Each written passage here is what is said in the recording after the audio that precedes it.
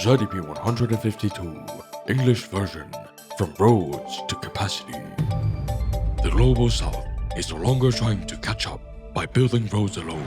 It's building the ability to produce, and that changes what power means. Most people still watch ports, railways, and bridges because they're easy to see. But the real shift is hidden behind the concrete. It's inside energy grids, training pipelines, industrial parks, and digital systems that keep factories running. This is not a story about development spending. It's a story about capacity, and capacity decides who sets the trade map later. Tariffs can slow goods at a border, but tariffs cannot create electricity, skills, or industrial ecosystem. So the question is no longer who controls trade today. The question is who is building the system that can produce tomorrow, and that is why this shift matters. Act 1. The signal. The Global South is no longer only building roads and ports, it's building production power. This change is quiet, steady, and structural, and its long-term impact reshapes trade patterns. Many observers still focus on visible infrastructure, while the real shift is happening inside economic systems. Across Africa, Pakistan, and other developing regions, projects are no longer limited to transport and construction. They now include industrial zones, energy systems, training programs, and digital infrastructure that supports real production. This marks a transition from short-term development spending toward long-term capacity building. For decades, many development models relied on financial aid, policy promises, and announced funding frameworks. However, financial announcements alone do not create factories, stable energy supply, or industrial growth. Tariffs can restrict trade flows, but tariffs cannot build infrastructure or train a skilled workforce. This contrast is becoming more visible as global competition shifts from trade control to production capacity.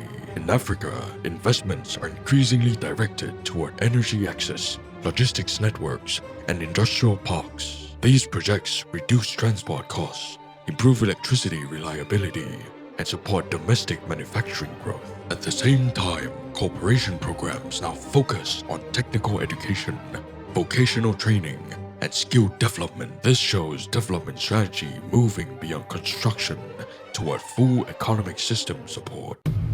Pakistan shows the same pattern as economic corridors evolve beyond transport infrastructure. Initial projects stabilizes basic through roads, ports, and energy generation. Over time, development expanded into industrial zones, digital systems, and technology cooperation programs. This evolution shows infrastructure being used as a base for wider economic transformation. Another signal is the rising involvement of private companies in overseas industrial and energy projects. Private participation means projects are guided by long-term operational logic, not only public ceremony. This reduces the gap between announced investment and the real implementation on the ground. The visible narrative remains infrastructure expansion, but the underlying reality is capacity accumulation, and that signal is how visible across the Global South. Act 2. The mechanism. The core mechanism behind this shift is simple, and it begins with production capacity. Infrastructure alone does not create growth unless it is tied to factories, energy, and daily economic use. When roads, ports, railways connect to industrial zones and logistics hubs, productivity rises in a predictable way. The first mechanism is energy stability, because production begins with reliable power. Without stable electricity, machines stop, schedule break, and costs rise in every factory decision. So energy projects are not support, they are base layer of industrial confidence. When grids are stronger, factories can run longer hours, and investors can plan with fewer surprises. That stability also creates a second effect, because stable power makes training and quality control meaningful. The second mechanism is logistics integration, because production is not only making goods, but moving them on time. When corridors connect inland regions to ports, market access expands and transport costs falls. Lower transport costs is not only a saving number, it changes which goods can be produced locally. It allows local firms to compete on price, speed, and reliability, which are the three gates of global trade. Logistics also strengthens supply chain rhythm because factories depend on parts arriving in sequence. When the rhythm is stable, production planning becomes possible and the scale becomes realistic. The third mechanism is workforce development because machines do not create output, people do. Young populations are an asset only when skills match industrial needs and daily factory discipline. That is why training programs, vocational schools, and technical exchanges are being built next to infrastructure. Skill development converts labor from available into productive, and that difference changes wage growth and stability. Without that conversion, infrastructure becomes underused and industrial parks becomes empty symbols. The fourth mechanism is industrial clustering because production grows fastest when suppliers and factories live close together. Industrial zones create a shared environment where parts, repairs, services, and transport are designed to work together. This clustering reduces downtime, reduces waste, and increases learning speed across the whole system. It also allows raw materials to be produced locally instead of being exported in basic form. When processing happens locally, value stays locally, jobs stay locally, and skills compound over time. The fifth mechanism is operational continuity because a factory is not built once, it's operated every day. So capacity building includes maintenance networks, spare parts systems, and technical management, not only construction. When those support layers exist, production survives shocks and keeps output stable during disruption. The sixth mechanism is digital integration because modern trade is run by data, timing, and trust.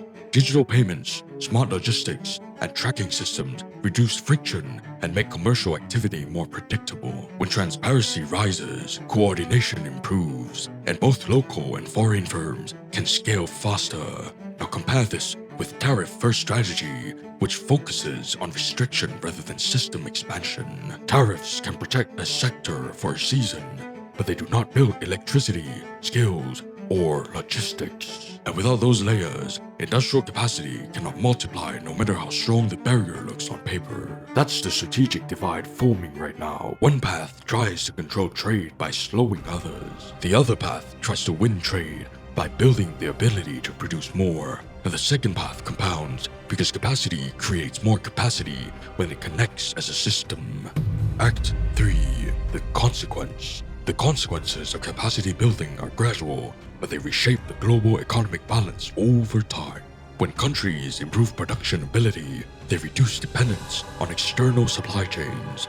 That shift strengthens economic sovereignty and increases policy flexibility during global shocks. In Africa, industrial capacity transforms economies that relied heavily on raw materials exports. Local processing of minerals, agricultural goods, and energy resources creates higher domestic value. That raises employment, stabilizes income, and strengthens tax capacity that supports public services over time. Industrial diversification also reduces vulnerability to commodity price swings that can destabilize budgets. Pakistan and other corridor economies experience a similar transformation as connectivity becomes industrial leverage. Better logistics lowers operational costs that makes smaller firms viable, not only large state projects. This expands the base of entrepreneurship and spreads growth beyond a few major cities. A major consequences is the reconfiguration of global supply chains toward multiple regional production hubs. When production spreads, concentration risk falls, and the global system becomes harder to choke at one point. This also changes bargaining power because producers negotiate differently than import-dependent consumers. In a crisis, capacity-rich systems can redirect supply, maintain output, and stabilize jobs. Capacity-poor systems face higher exposure because they must wait for external flows to restart.